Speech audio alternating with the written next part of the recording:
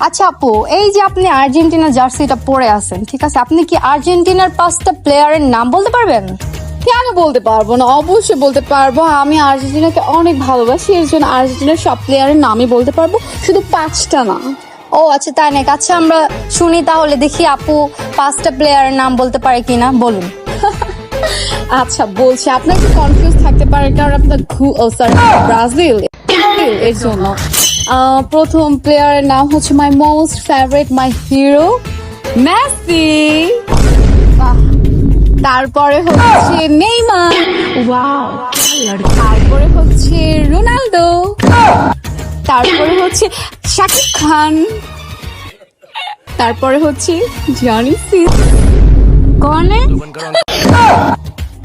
হ্যাঁ, হয়নি?